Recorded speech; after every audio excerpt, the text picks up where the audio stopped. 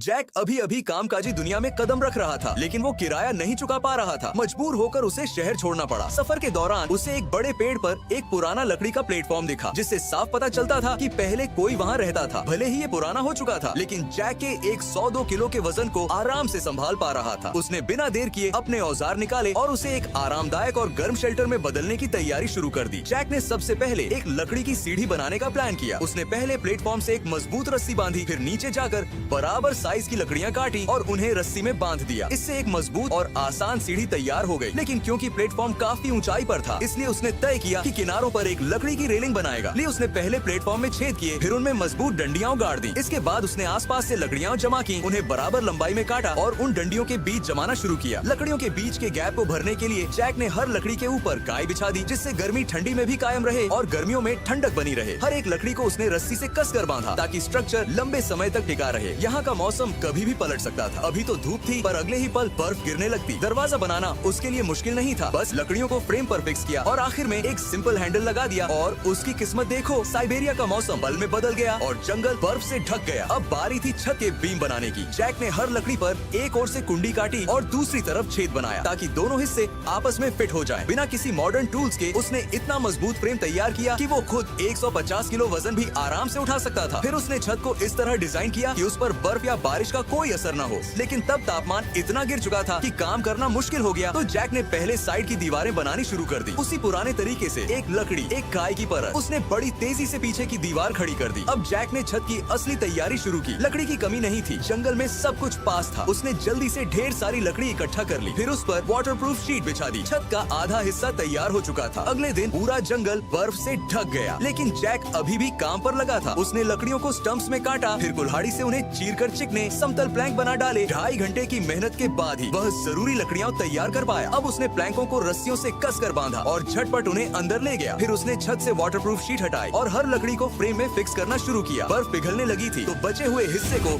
Jack ने तेजी से पूरा कर लिया। अब भले ही बाहर तूफान और बर्फ हो रही हो, जैक अंदर पूरी तरह सुरक्षित था। फिर उसने सोचा कि जब तक समय है, कुछ लकड़ियां और इकट्ठा कर लेनी चाहिए। जंगल के जानवर ठंड में सो जाते हैं, लेकिन जैक ने कोई रिस्क नहीं लिया। उसने शेल्टर के नीचे एक आग जलाई, ताकि जमीन पर काम करते समय उसे खतरा न हो। जब लकड़ियां जमा हो गयी, तो एक कैंपिंग लाइट टांगी, फिर एक नरम और आरामदायक कंबल बिछाया। उस पर लेटना किसी लग्जरी होटल जैसा फील दे रहा था। बस सर्द हवाएं थोड़ी परेशान कर रही थीं।